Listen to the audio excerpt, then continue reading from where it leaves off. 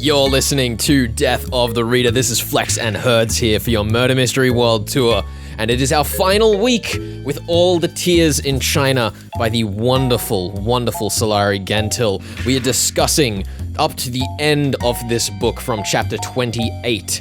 And Herds, I love this ending so much. I don't think I can quite adequately put into words how satisfying I found the ending of this book compared to everything we've covered.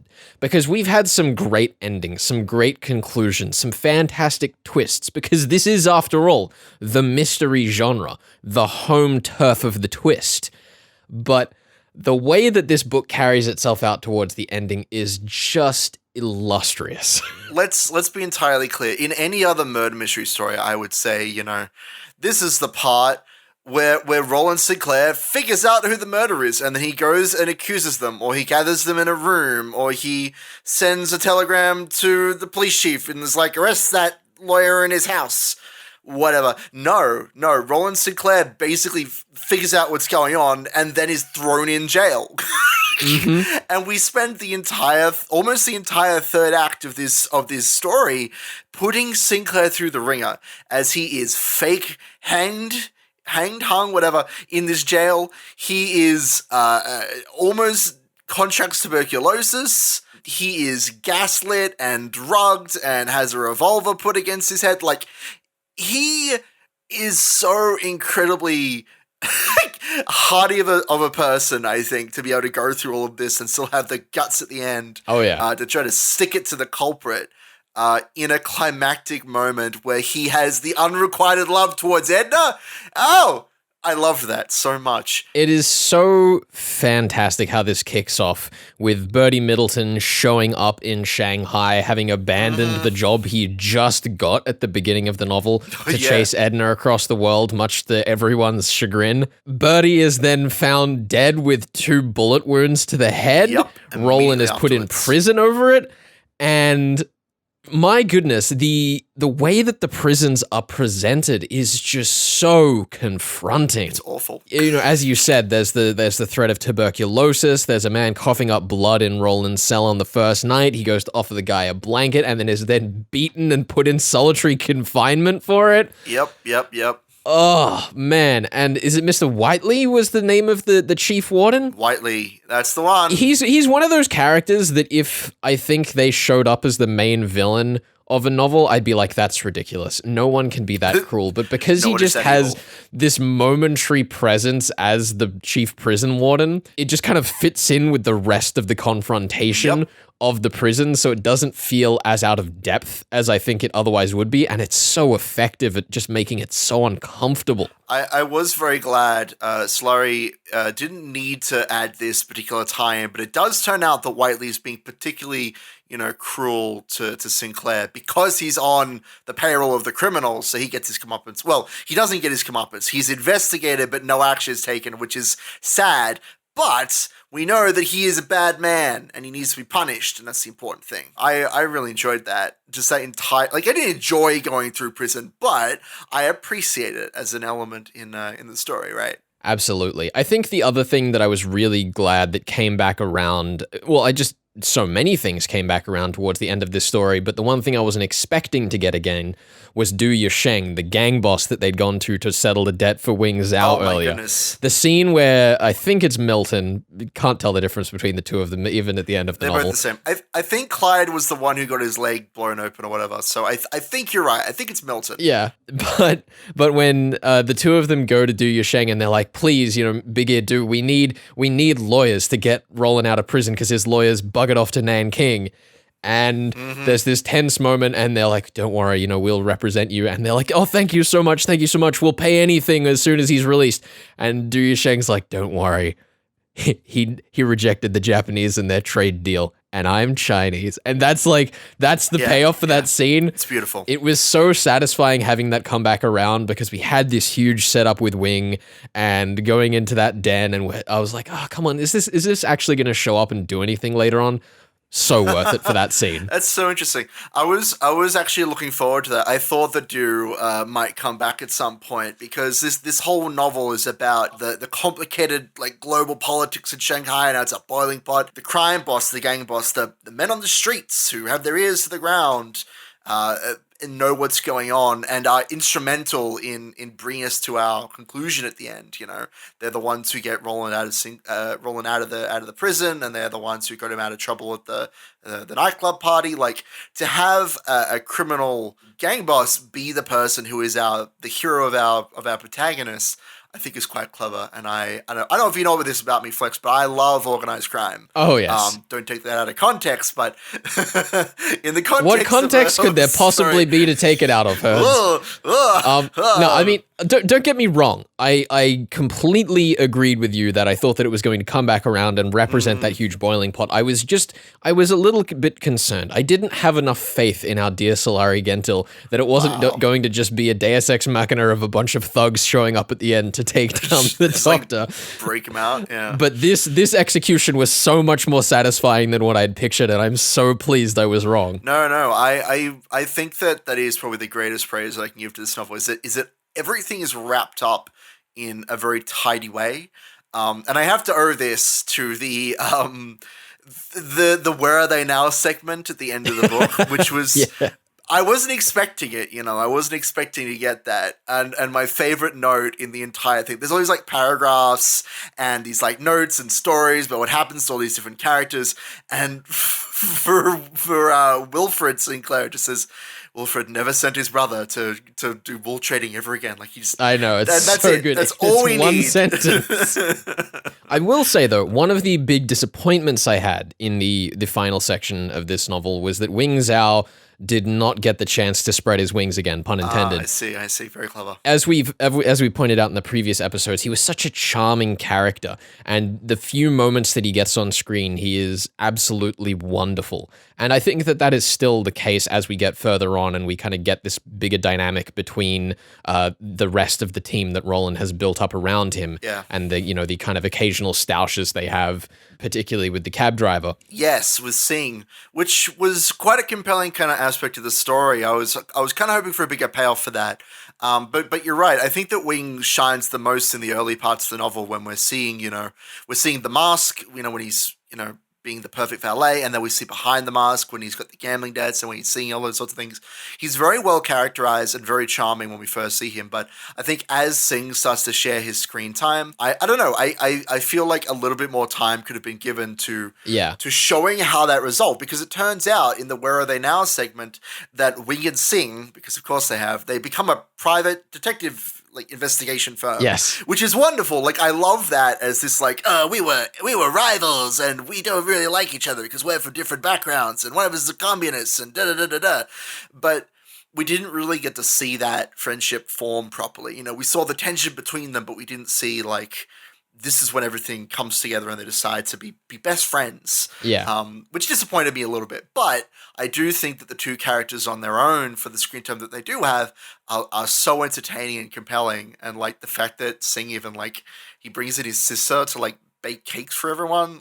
I love it. I love that so much. Also, apparently Sergei Romanov ended up working for Wing and Sing Private Investigations, which is such a lovely little detail in the Where Are They Now? In defense of the novel, mm-hmm. I do want to say that I think that if they had given Wing or Sing too much screen time, it would have been a detriment to how effectively they were characterized in the small time they were given. For sure. I agree. I do still crave a little more of them. If there was a short story about their first private investigation at the end of this novel, I would have gladly paid double the admission price for this book. Miss Gentill, I need to know, when is the Wing and Sing detective series coming out? That is what we need right now. We need more Shanghai. Mm-hmm. We need Mr. Mills, the little monkey who's eating jam everywhere. We need him in the background to cause problems for Wing and Sing. That's what I want. That is the detective series that we need right now. Yeah. Nah. I appreciate it though. Alrighty. Well, I think that'll do for this bit of the discussion on Death of the Reader. We are talking All the Tears in China, chapters 28 to the end by Sulari Gentill. We are going to be talking a bit more about the mystery. Was it fair? How did we piece it all together later on the show? Stick around for that. We are Flex and Herds, and you're listening to 2SCR 107.3. You're listening to Death of the Reader. Flex and Herds here with you for your Murder Mystery World Tour. We are back for our last week with the wonderful, the charming Sulari Gentill talking about all the tiers in China. The solutions are on the table, and the first thing I wanted to ask, our good Father Knox decrees his fifth commandment of detective fiction that the story should not feature a Chinaman, obviously not a literal Chinese person, but rather the obvious outsider culprit.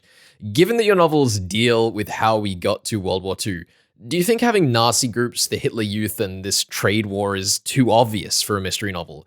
How do you keep a mystery engaging when the answer is implied in the context? Right. I think the expansion of the fascist movement to the east and the trade issues were actually at the heart of this novel.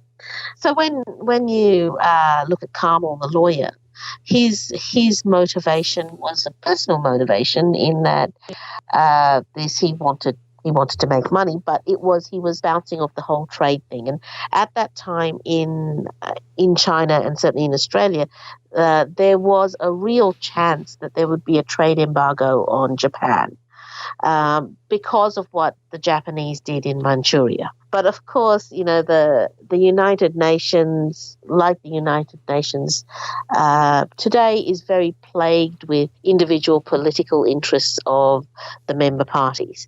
And so it was considered that the fact that Japan invaded and killed hundreds of thousands of people wasn't a good enough reason to impose a trade embargo. But there was for a time a certain fear that there would be a trade embargo.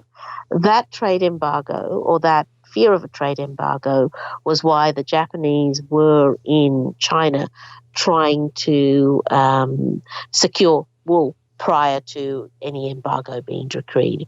So it was why Rowland was there in the first place. It was why Carmel was interested in pushing Rowland towards that deal. Why he was absolutely furious that Wilfred hadn't turned up in person and had sent his hapless little brother to basically keep the seat warm and not make any decisions. So a lot of his complex motivation for doing what he did is based on that whole trade issue. I've always shied away from the monster villain, the person who is a serial killer or who just likes killing people. It's far more interesting when people have a rational reason why they need to kill someone. Yeah. It may still be evil. It's still horrible and evil, but they have a reason. And that pulls in that whole motive part of crime fiction. So the issue that I have with a lot of the serial killer novels is that they take away motive. The serial killer doesn't need to have a motive. His motive is that he's a serial killer. And he likes to kill people. I think particularly when we look back on Van Dyne, who we mentioned when we were first speaking to you about this book, his rule that you shouldn't have secret societies, Camoras, and mafias is that no high-class, self-respecting murderer would want such odds in his jousting bout with the police. And I think that the kind of difference between that statement and what you're saying here is almost the kind of mission statement of modern crime fiction compared to what was happening in Van Dyne's day, where it was just all about the puzzle, all about the cleverness of it. Whereas I think that the far more plausible, far more character-driven way that you've imposed this, and even though it deals with massive scale, as we were talking about previously, it still has a very personal, direct motive rather than being blown out of proportion like some other stories back in the Golden Age used to be when they dealt with these sorts of issues. Yeah, look, I think, I suppose it's, well, no, I was going to say I suppose it's tempting to always blow it out of proportion, but I've never actually been tempted because for me, the interest is always in that one human individual and the decisions they make, because for me that's what I find fascinating is what makes people tick and why a person will decide to do this rather than that, and why a person will where people draw their lines in the sand. Now we all draw lines in the sand, And there's always a point at which we will not go any further. We'll stand our ground and fight when we get to this point. And I'm quite interested in where that point is for people, because it's different for every individual, and it's so nuanced as to where it is, why, and what facet, what direction it's facing. In a funny sort of way, it's like voting. People are concerned about a lot of things, but there's only a few things that will make them change their vote. That to me is, the great puzzle of human existence, and the a bigger puzzle than who killed someone is, what will make you stand up and fight. Yeah. And that's basically where I keep my focus even when I'm writing about these great movements, because great movements are made up of thousands and millions of individuals making decisions. And it is such a huge part of the book, isn't it? Understanding where Carmel's motivations come from and seeing the broader picture when everything slides into place right at the end. Now, Sulari, I have to ask, because there's a moral decision, a quandary, if you will, that you have been putting off for 10 books now. Because this year you have actually spoiled us with publishing the 10th Rowland Sinclair novel, A Testament of Character. Is this the book where Roland and Edna might finally reach the resolution of their romantic comedy, Sulari? I have to know. You've not read it then? I haven't yet. I haven't had the chance. I don't want to spoil it. But oh, my goodness. The 10th book is... Okay, so I will spoil it. The 10th book sees an acceleration in Roland's relationship with Edna, but it's also thwarted. It's tragic. So I'm scared now. And the reality is, you know that I cannot have Roland and Edna find their happily ever after. Why not? They're so lovely.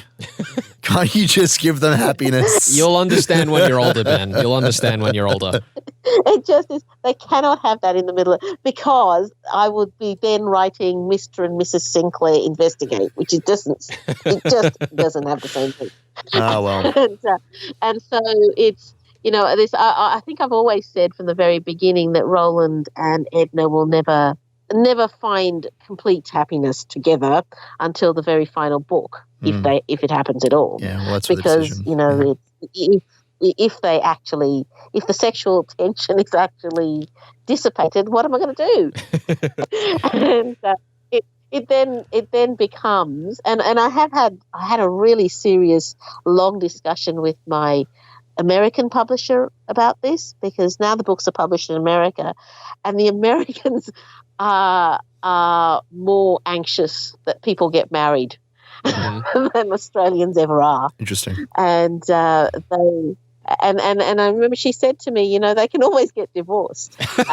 Just throw more drama in there. Yeah, that'll be fine. Now we can go through the divorce procedure and how that works. Oh, my goodness. Yeah, well, it could be sort of The Bold and the Beautiful meets Rowland Sinclair. Edna can marry each of them, I'd read it. Okay, I'd read it.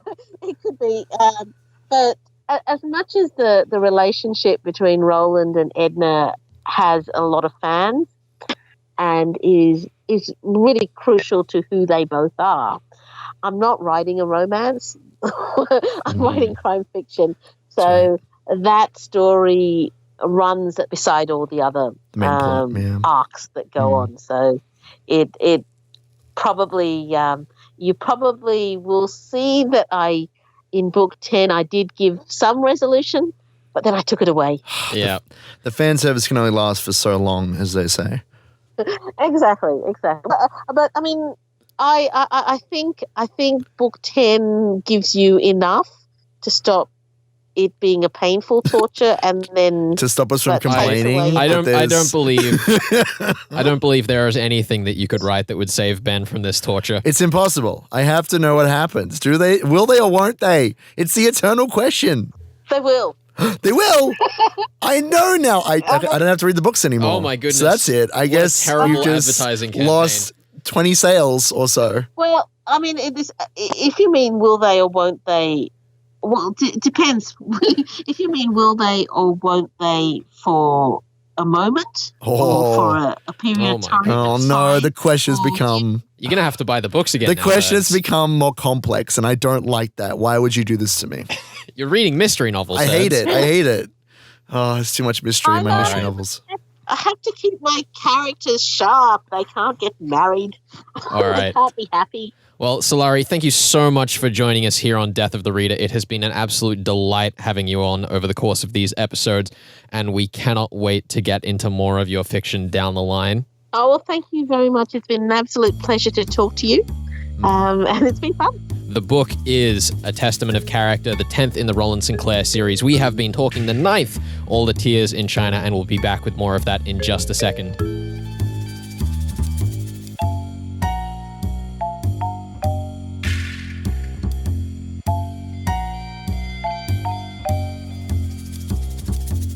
You are listening to Death of the Reader. We are discussing All the Tears in China by Sulari Gentill, chapters 28 to the end.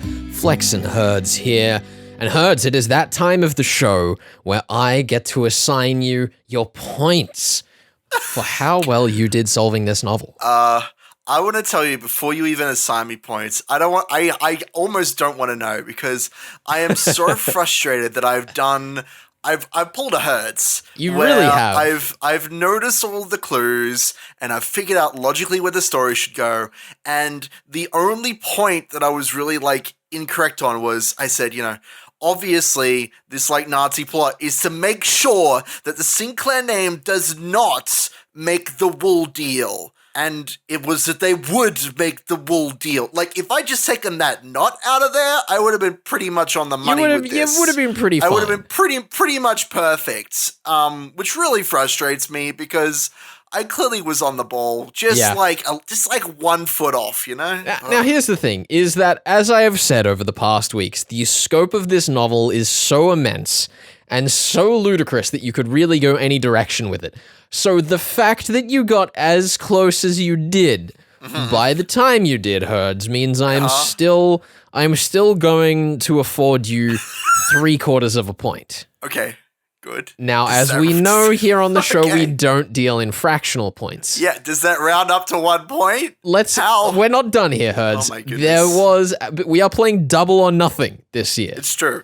Which means that at the end of the year, whoever has the least points just goes to 0. And awful. every book is worth 2. And your other point, Herds, was deciding whether or not Alexandra Romanova was the Princess Anastasia or not. Which is ambiguous. The ending leaves it ambiguous. It's terrible. Which was intentionally a trap. I will say, Herds, I laid the perfect trap for you here. I know you did. A novel with endless scope that you could go any direction with. And ambiguous questions, which is nonsense, Flex. I can't believe you do this to me. This is beyond a trap. This is masochism. It is cruel, it is unfair, and I am fully aware of this fact, Herds. Oh my goodness, what have you done to me? So what's the verdict? Are you going to give me a point, or are you going to leave me in the dust? Really, I'm at your mercy currently. The problem is here, Herds, is that you're at 3/4 of a point. I don't think I can leave you with no points. Okay, good. For your answer for Alexandra Romanova. I feel like I've got to give you a total point count for this book of 1.5 points. Because as you accurately pointed out last week and the week before, it will be so much more entertaining if it in fact was the Princess Anastasia. And I completely agree with you on that. I and I think that you lighted correctly on all the clues about her existence, but it never occurred to you that the option was there. The option to say neither is the case? Yes. Oh, it's garbage. So you know what, Herds? We're going to leave you with 1.5 points. The question is, because we don't deal in fractional points on this show, whether you feel worthy of rounding up or unworthy enough to round down. What kind of question is that? That's cruel. I am the Chief Warden Whiteley standing next to your fake noose, asking you to just let it be. That's where we are right now, Herds. So what's it gonna be? Look, oh my goodness. Am I winning right now? Do we have a points tally right at this moment? Can I ask that question? Can I have that information as to whether I'm winning or not before I make my decision? You know what, Herds? Do we know? This is a show where you have to use the clues to figure out the answer. Which means no, you cannot have the answer. That would be like jumping to the end of your mystery novel to try and find out the solution. Okay, all right, and we wouldn't do that. So, I'll tell you what, Flex. I've been thinking about it. I think I did pretty well with this. I agree. I would definitely not have given myself 0 points. However, I will say I sadly was not able to fully understand the role that Alexandra Romanova played in the actual situation that she was being sent to, seduce Wilfred, which should have been obvious to me. I know I missed that. So, on the grounds that I have missed that additional mystery there, I think that 1 point is more than sufficient for myself at this moment. I think that's fine. I think I can make it up in the second half of the year. I think that's going to be the plan. All right. I'm looking forward to it. I hope so. I'm looking forward to it. The underdog story is real, okay? Oh, good grief. All right, I suppose we should talk about the actual mystery in this book. I guess it is no secret, if you've heard us discussing it, that we absolutely love this mystery. The fact that you are so many steps ahead of the entire team of Sherlocks and Watsons at the end of this book is amazing. When Edna goes in to chat with Roland after the doctor's saying, oh, you shouldn't talk to him, you shouldn't believe anything he's going to say, I'm like, like nodding along.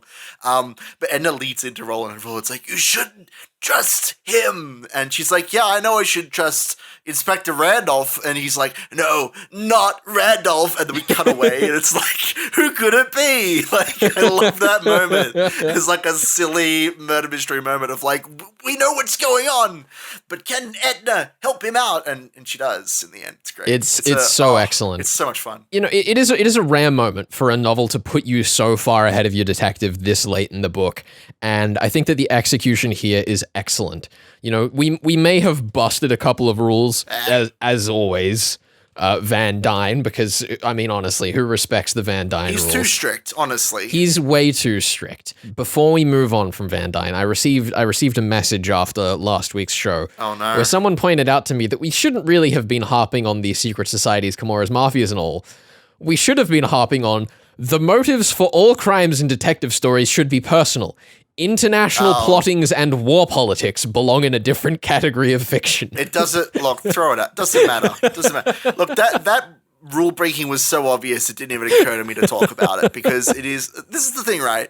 Like, it's not just that the novel's like being clever and sneaking around these rules in a really intricate way, which is another thing that I can respect, but it is simply the premise of the novel, right? Yeah. The premise is that we're going to combine a murder mystery with a spy novel. Yeah. And we're just going to experiment with that. And as always, it's not about breaking the rules or not, it's about how you break them. And in fact, we have done so well by Knox that, correct me if I'm wrong, I believe that Gilbert Carmel is the first character outside the main cast, aside from an infant and nameless thugs, to appear in the story. Yes, he says, yes, I have a good friend named Gilbert Carmel. Yeah, well, Herds, I think we can put the seal of approval, the Flex and Herds seal of approval on all the tears in China. It is a fair mystery. It throws Van Dyne out the window just like we love. Yay! A personal favorite. Yeah, I guess we should talk about the next book we're going to be diving into. I'm going to be challenging you, Flex, to solve Good Murder, starring Detective William Power. So that's a thing. And it's written by Robert Gott. This particular story is set in Maryborough in Queensland of Australia. And it stars an actor who is also a detective. And I promise you it'll be interesting. I promise you it will star the most uncharismatic detective you have ever laid your eyes on. And we're going to see if you can possibly solve this Australian murder mystery text. I should say Robert Gott was actually, he helped in the writing of All the Tears in China and is actually a good friend of Sulari Gentill. And that's why we're heading over there. Excellent. We're going to see what he's got. So yeah, if it's the same standard quality as this, then we'll certainly have a ride ahead of us. Fantastic. Well, you have been listening to Death of the Reader. We are Flex and Herds. We will see you next week with Good Murder, a William Power mystery. Those chapters, what are they? We'll be covering chapters 1 to 5. All right, fantastic. Thank you very much for joining us here on Death of the Reader. We will see you then. You're listening to 2SER 107.3.